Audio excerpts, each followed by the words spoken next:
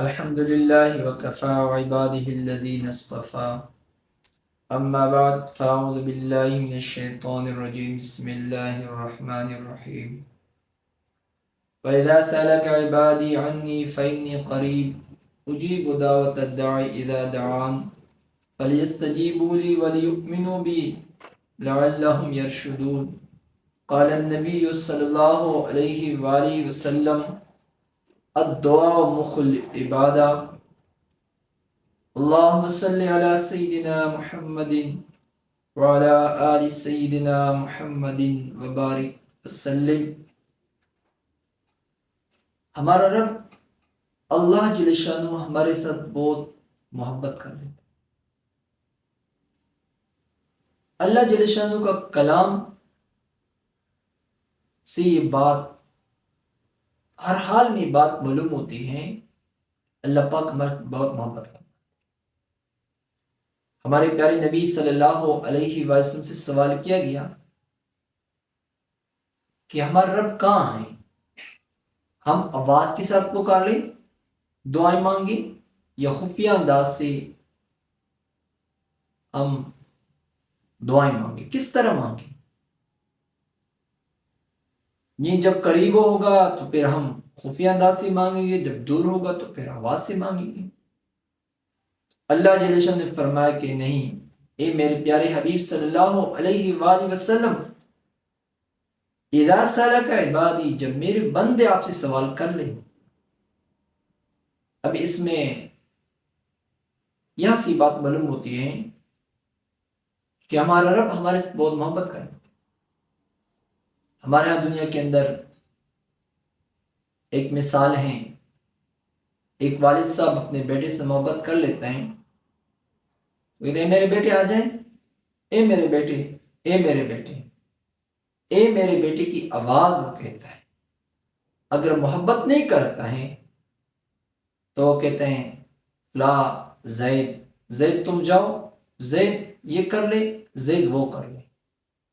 محبت کی وجہ سے والد صاحب اس کو زید نہیں کہتے ہیں، محبت کی وجہ سے والد صاحب اس کو اے میرے بیٹے آ جائیں.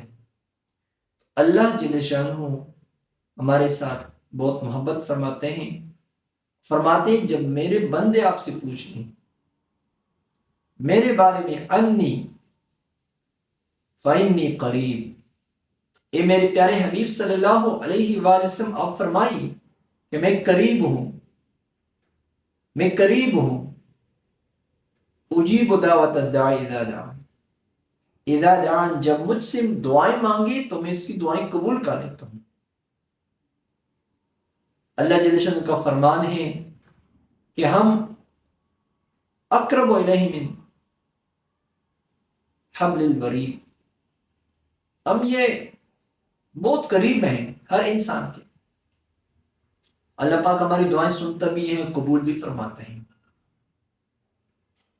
ہر حال میں تم دعائیں مانگو، میں تمہاری دعائیں قبول کروں. مظلوم کی دعا، 3 لوگوں کی دعائیں اللہ پاک ضرور قبول. ایک عادل بادشاہ کی، افطار کے وقت انسان جب افطار کے وقت دعا کر لیتا ہے. مظلوم کی دعا اللہ پاک کبھی رد نہیں فرماتے.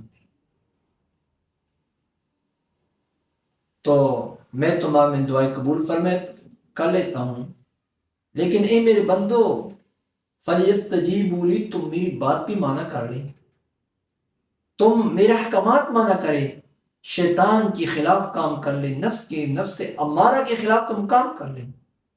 نفس کی بات نہ مانا کر لیں، میری بات مان لیں، میرے احکامات مان لیں. سود رشوت سے، چغل خوری سے، غیبت سے، برے اخلاق سے تم پرہیز کر لیں.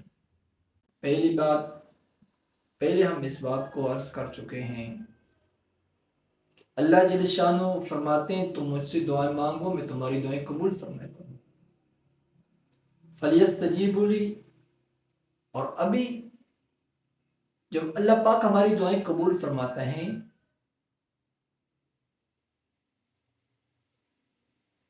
تو تم میری بات بھی مانا کریں، ہم اللہ پاک کی احکامات بھی مان لیں.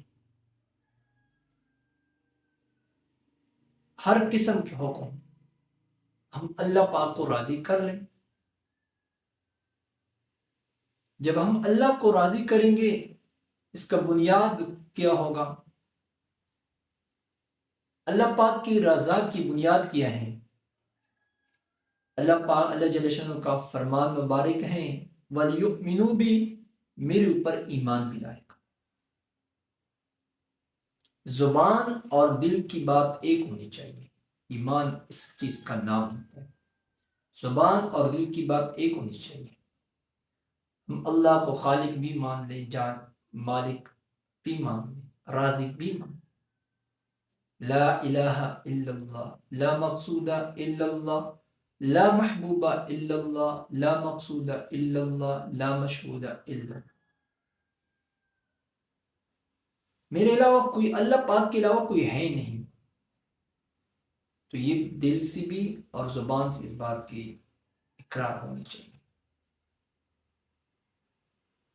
اللہ پاک کی عظمت دل کے اندر بھی ہو، محبت بھی ہو، تو یہ بنیاد ہیں. پھر اللہ پاک ہماری دعائیں پھر قبول فرمائے. یہ بنیاد ہیں. بنیاد جب صحیح ہے تو اس کے بعد عمل بھی، اللہ کے احکامات ماننا بھی آسان ہے. خلوت میں بھی، جلوت میں بھی، اکیلے میں بھی، تنہائی میں بھی، اور لوگوں کے سامنے بھی اللہ پاک کو راضی کرنا پہ آسان ہوتا ہے جب دلی بات مضبوط ہو. تو امام الانبیاء علیہ السلام کا فرمان بھی ہے دعا مخ العبادہ، عبادت کا مغز ہے. انسان کے اندر دماغ نہیں ہوتا ہے تو پھر انسان نہیں ہوتا. تو ہماری تلاوت کے بعد، قرآن پاک عظیم شان کی بعد دعائیں، نماز کی بعد دعا.